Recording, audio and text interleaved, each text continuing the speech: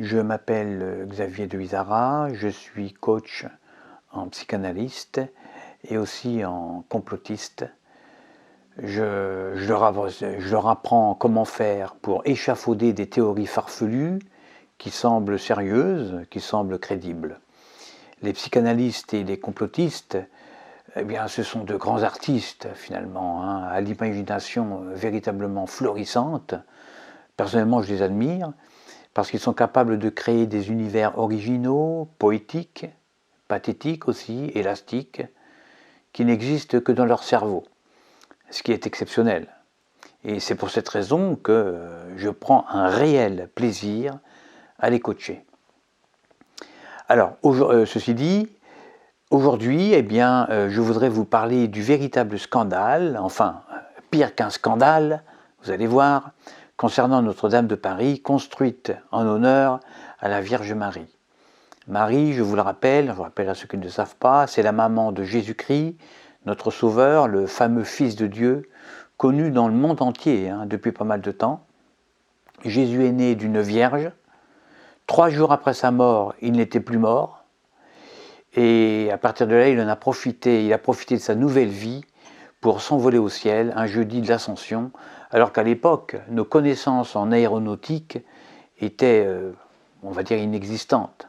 Il n'y avait que les oiseaux qui savaient voler, et puis peut-être quelques écureuils et quelques poissons. Alors depuis, Jésus, on ne l'a jamais revu, on l'attend.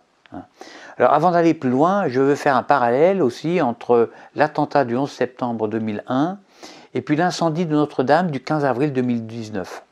Alors, il faut d'abord comprendre qu'il y a une opposition, ou plutôt une complémentarité entre les principes ciel-terre, mâle-femelle, plus-moins, jour-nuit, blanc-noir, entre le haut et le bas, etc. C'est le fameux symbole du yin-yang de ma chaîne YouTube. Les deux principes opposés sont complémentaires, mais pour que le couple reste harmonieux, eh bien, il ne faut pas que l'un des deux prenne le dessus sur l'autre. Voilà. Alors, lors de l'attentat du 11 septembre 2001, qu'est-ce qui s'est véritablement passé? Eh bien, en fait, ça a été un combat cosmique entre le ciel et la terre, entre le principe mâle et le principe femelle. Le ciel, c'est le mâle, c'est la force, c'est l'esprit, le feu, le soleil, le spirituel, Zeus, Jupiter. Le ciel fournit son énergie à la terre, alors que la terre, elle, c'est la féminité, la douceur, la lune, la nuit, la matière, l'argent, la nourriture, le nid dans lequel le ciel puise son réconfort et se ressource en énergie. Ciel et terre échangent leur énergie mutuellement. Or, les tours jumelles étaient le centre des puissances de l'argent, c'était le centre de la finance mondiale, internationale, c'était le cœur d'un monde matérialiste et donc de la Terre. L'érection de ces tours jumelles était en réalité le clitoris de la Terre qui, en prenant des proportions véritablement exagérées, s'opposait au ciel, se rebellait contre Jupiter. Le clitoris, je le rappelle, c'est la partie mâle du principe féminin qui doit rester petit face au noble organe du principe mâle. Alors mon but, c'est pas d'énerver les féministes, mais tout ça explique pourquoi les hommes organisent des concours, des concours internationaux pour connaître celui qui est la plus grosse. Alors on le voit, les États-Unis sont des matérialistes, ils sont matérialistes à outrance, à l'excès, avec peu de spiritualité. Aux États-Unis, en Amérique, bien le principe femelle a pris le dessus sur la spiritualité. L'argent leur a fait perdre leur âme. Pour eux, seul compte l'argent. La matière, l'argent, la consommation, je ne suis pas contre, oui, évidemment, mais à condition, pas trop. Il faut de la modération. De même que l'esprit, oui, la spiritualité, oui, la religion, oui, je ne suis pas contre non plus, mais pas trop. Il ne faut pas verser dans le fanatisme, la bigoterie, l'intégrisme. Pour une harmonie parfaite, il faut un équilibre entre matérialisme et spiritualité. Alors, pour retrouver l'harmonie entre le ciel et la terre, il fallait donc que le cosmos excise la terre en rasant les tours jumelles, puisque son clitoris matérialiste devenait plus important que le pénis jupitérien. Et cette opération chirurgicale a été faite par quelques musulmans fanatiques qui symbolise la spiritualité poussée à l'extrême, muni de couteaux pour trancher le clitoris de la Terre-mère, et avec 2 avions, c'est le symbole des 2 testicules jupitériens. Les tours jumelles montaient de la Terre vers Dieu, toujours plus haut, plus haut, plus haut, plus haut, plus haut, comme tel un clitoris en rébellion contre le pénis céleste qui ne pouvait plus la féconder avec amour, qui ne pouvait même plus la couvrir ou l'embrasser sans le risque de se blesser. Alors ça n'a pas été long. Le cosmos était en colère et il lui a tranché le clito en moins de 2, avec 2 avions aiguisés jusqu'à la garde. Désormais, maintenant que c'est fait, eh bien ciel et terre ont retrouvé leur harmonie, ils peuvent désormais s'unir dans l'amour et concevoir un enfant, c'est-à-dire enfanter un nouveau monde qui sera intermédiaire entre le monde trop matérialiste des Américains et celui des fous de Dieu trop spiritualisés. Alors maintenant, étudions l'incendie de Notre-Dame de Paris. Notre-Dame de Paris, c'est quoi? Elle porte une flèche au centre qui prend naissance à la croisée du transept, qui part donc de son sein, de son cœur, qui naît des racines de la terre profonde. C'est une flèche qui s'érige vers le ciel, une flèche érectile dont la charpente pèse 500 tonnes, auquel il faut ajouter 250 tonnes de couverture de plomb. Donc vous l'avez compris, cette flèche, eh bien c'est tout simplement le clitoris de Notre-Dame de Paris, de la Vierge Marie, de la Sainte Vierge. Alors, je sais pas moi, mais 750 tonnes, vous imaginez, mais c'est énorme, c'est beaucoup trop pour un clitoris, beaucoup trop. Alors on trouve en bas aussi, à la base de cette flèche, les 12 apôtres de Jésus. Alors, ils sont tous bourrés du fait que la charpente est faite en bois de chêne de Champagne. 500 tonnes de champagne. Donc forcément, les bulles leur montent aussi boulot, leur montent à la tête. Leur esprit se trouble, ils chancellent, ils sont incapables de maîtriser cette protubérance rebelle de 750 tonnes.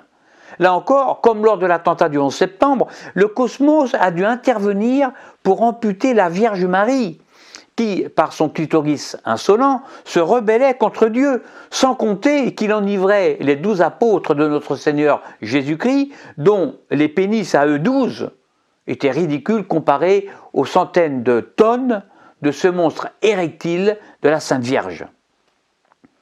Bien, l'excision a été faite par le feu de Jupiter, le dieu des dieux chez les latins, le soir du 15 avril 2019, soit 12 jours exactement avant le 27 avril 2019, date où ma tante a perdu son chien. Bon, c'est sans rapport, mais je devais le signaler pour que mes propos, mes explications soient un peu plus confuses. Alors, pourquoi moi je suis en colère? Tous les ans, plus de 10 millions de touristes venaient admirer le clitoris de la Sainte Vierge, de la Vierge Marie, mère de Jésus-Christ, le sauveur de l'humanité. Il y a, je sais pas moi, mais il n'y a pas quelque chose qui vous choque là? Vous aimeriez, vous, qu'on expose l'intimité de votre mère au monde entier? Des millions de touristes qui ne pensent qu'à faire des selfies devant le clitoris de la Sainte Vierge? Mais c'est un véritable blasphème. C'est une atteinte fondamentale au sacré. Ils venaient des 4 coins du monde pour se rincer l'œil. Ils venaient par file entière, non pas pour se nourrir de l'esprit de la cathédrale, Notre-Dame, mais pour s'empiffrer de cartes postales, pour gonfler leur ego par des selfies afin d'épater leurs amis et se goinfrer de glace à la vanille.